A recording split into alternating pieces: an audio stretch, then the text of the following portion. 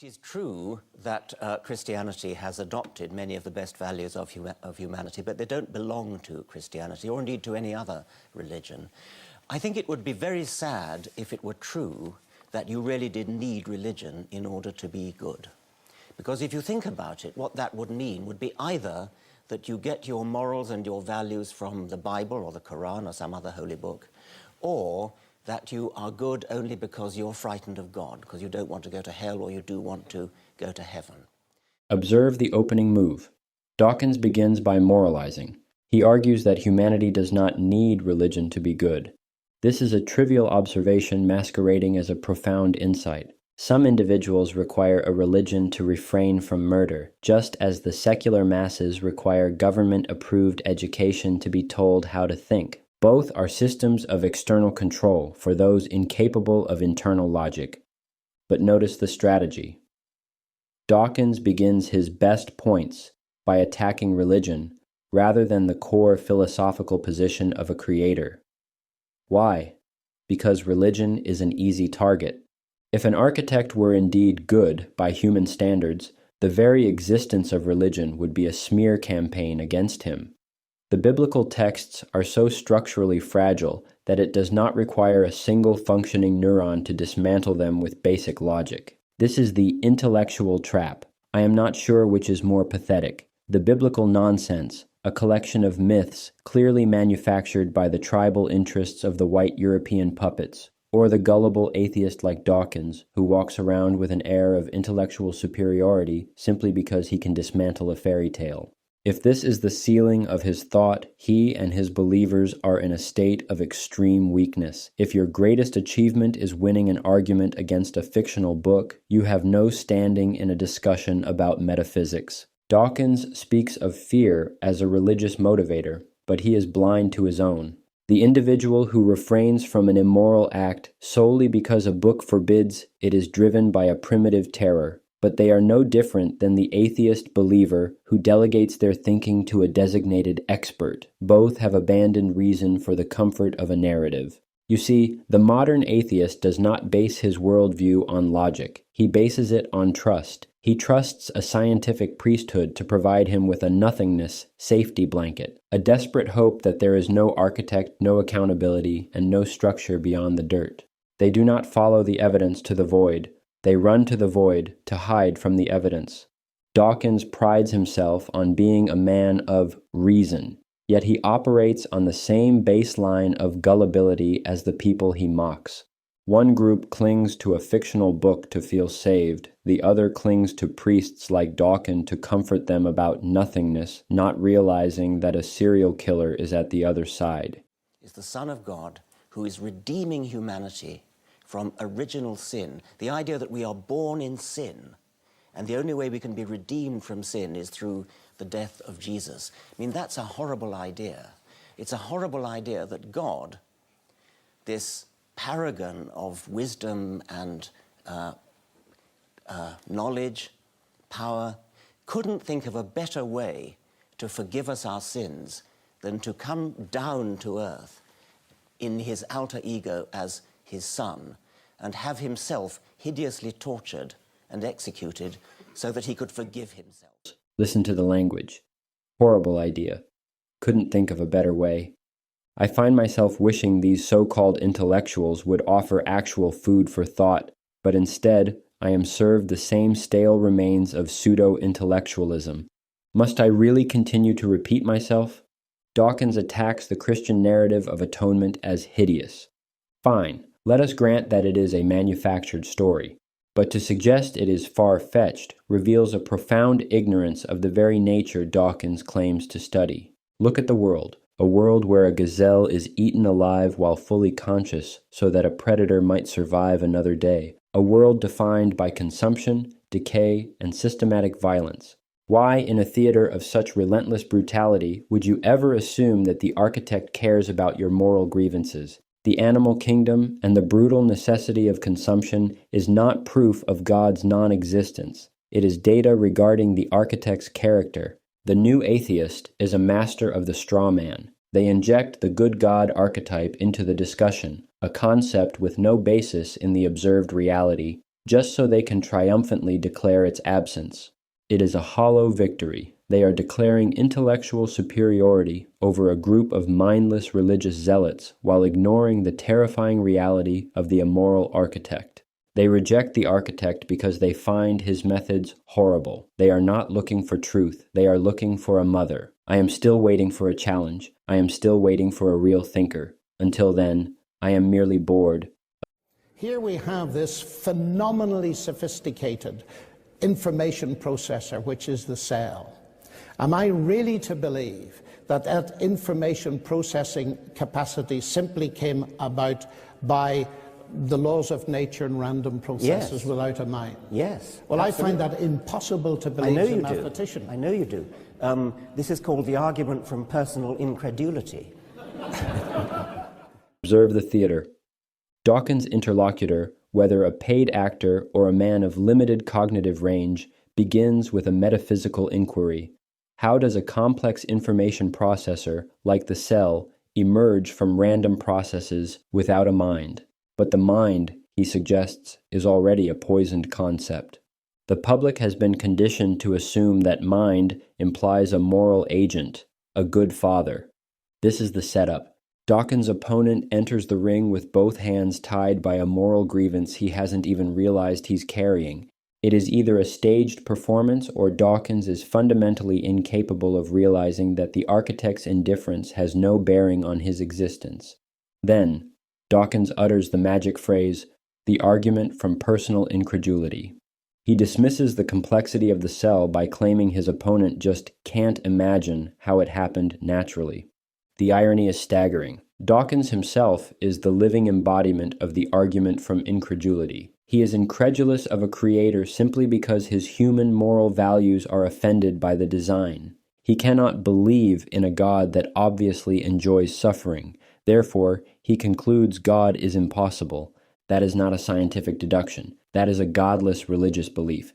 I, as an atheist, my friends as atheists, lead thoroughly worthwhile lives, in our opinion, because we stand up, look the world in the face up to the fact that we are not going to last forever. We have to make the most of the short time that we have on this planet. He then pivots to the bravery of the atheist, claiming they look the world in the face. This is pure psychological coping. He is not looking the world in the face. He is looking at a mirror and congratulating himself for not being afraid of the dark. As I demonstrated with Alex O'Connor, calling your emotional discomfort a logical fallacy doesn't make you a thinker. It just makes you a sophist with a thesaurus. We have to make this planet as good as we possibly can and try to leave it a better place than we found it. I must stop you there. Dawkins speaks with the unearned confidence of a man who thinks he knows his own expiration date.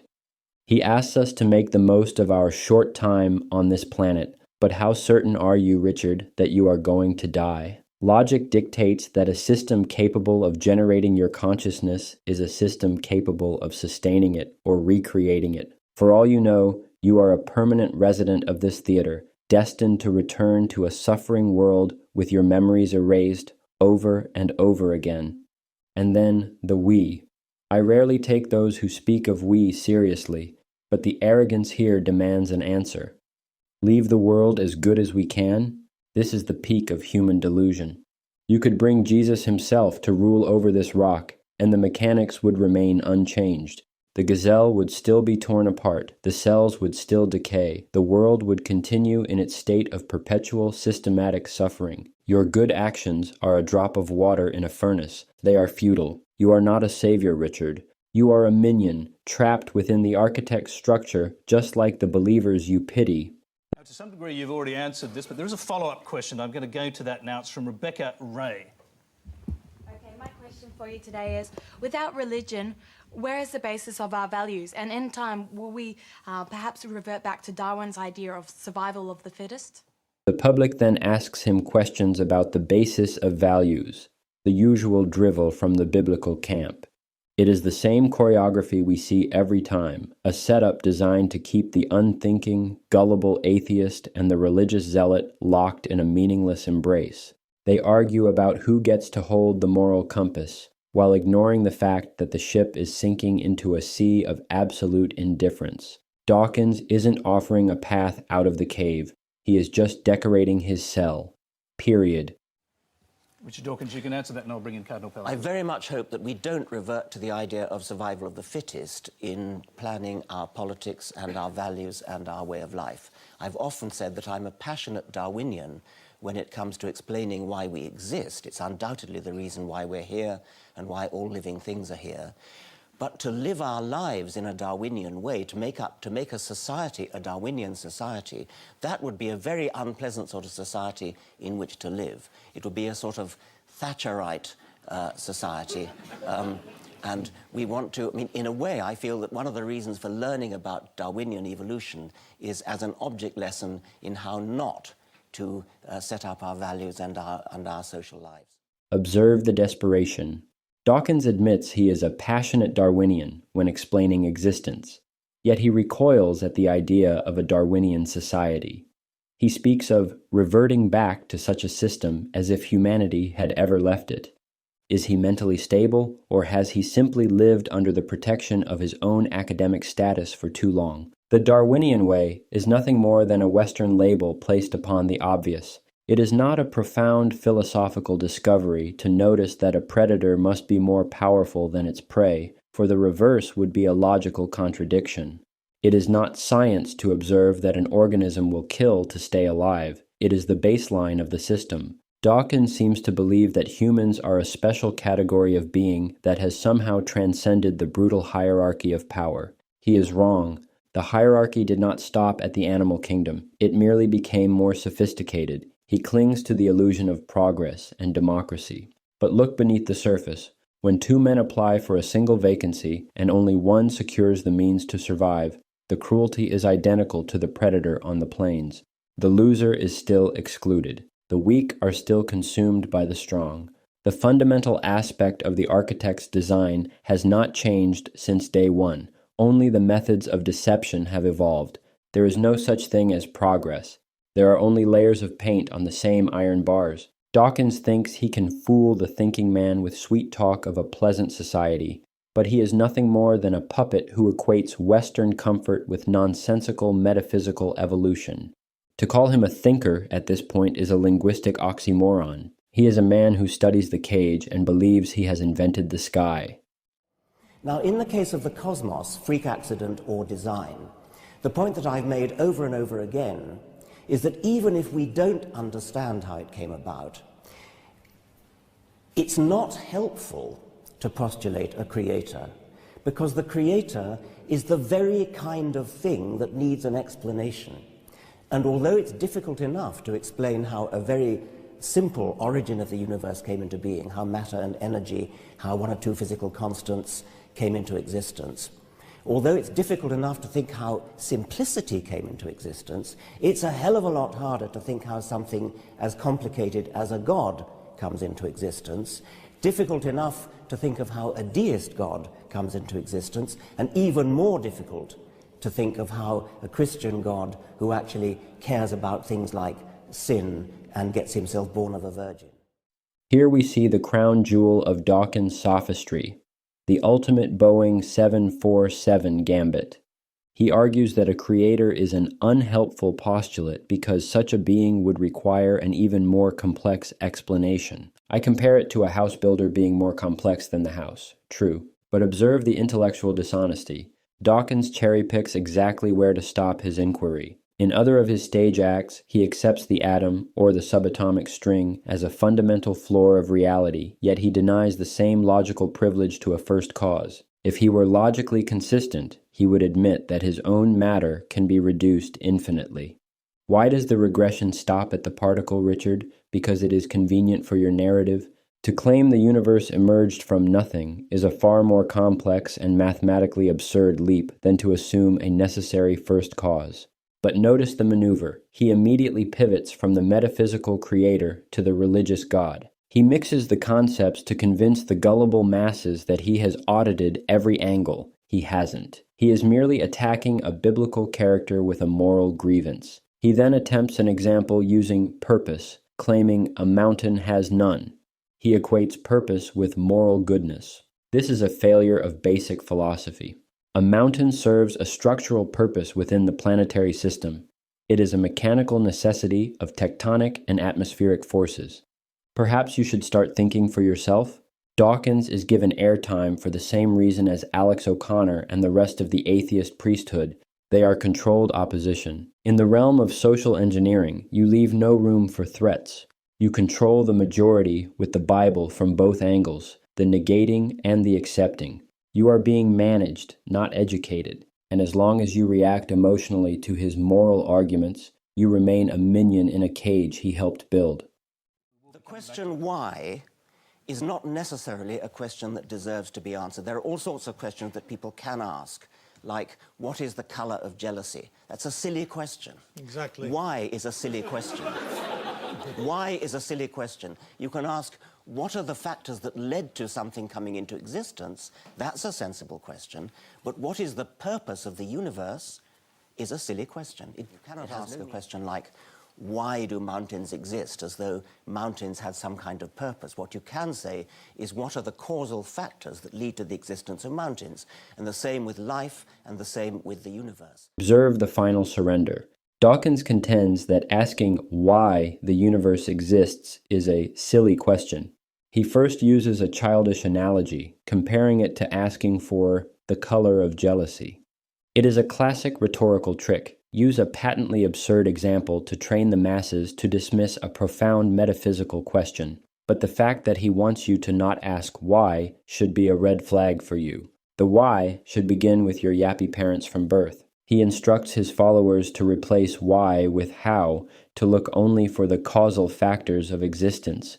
His believers accept this immediately.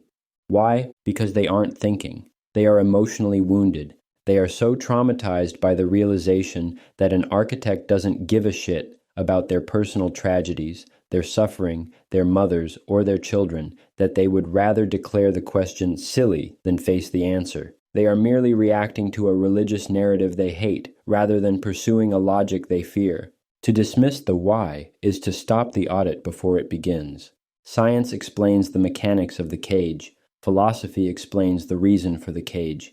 Dawkins is telling you to stare at the bars and stop asking who the blacksmith is. It is a lobotomy of the intellect, packaged as rationality. He wants you to believe that if a question has no moral comfort, it is not worth asking. But in this series, we do not seek comfort. The thinking man seek the structure. And every structure has a reason for being, regardless of whether that reason satisfies your ego. When we grow up, we need to cast that aside and stand up tall in the universe. And it's cold, and we're not going to last for it. We're going to die, and we face up to that. And I think that's a nobler way of getting through life than to pin your hopes on childhood illusions. I think it's okay to tell a child the truth. But I would prefer to encourage a child to make up her own mind and to think about the evidence and to believe things when there is evidence. What I think is not okay, what I think is deeply immoral, is to tell a child that when she dies, if she's not good, she's going to go to hell. That seems to me to be mental child abuse and an utter disgrace. Finally, we arrive at the nobility of the atheist. Dawkins champions the act of facing mortality without childhood obsessions or imaginary friends. Observe the delusion. He assumes that the only alternative to nothingness is a comforting friend.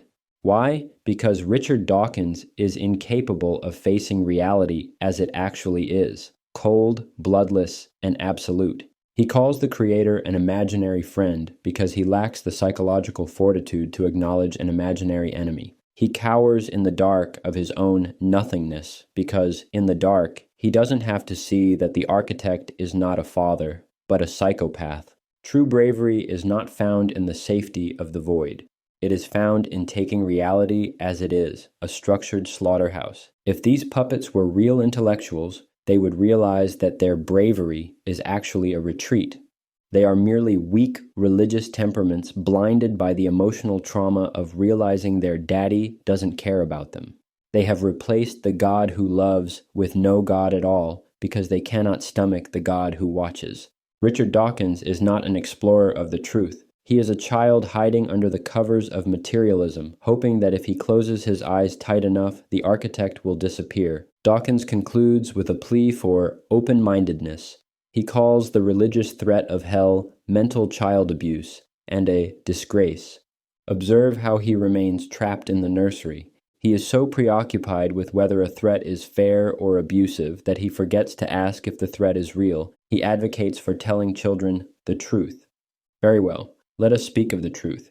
It is irrelevant whether the threat of hell is used as a tool for moral control. The fact of the matter is that this existence is inherently predatory. If we deduce the nature of the architect from the evidence of the earth, we do not find a paragon of wisdom. We find a cold, systematic cruelty. In a universe governed by an amoral, or more likely psychopathic architect, the concept of hell is not a religious invention. It is a logical extension of the current reality. Whether the threat works to make people good is a question for social engineers. The question for the thinking man is, why do you assume the suffering ends when your heart stops? Dawkins calls the fear of hell a disgrace. I call his open-mindedness a sedative.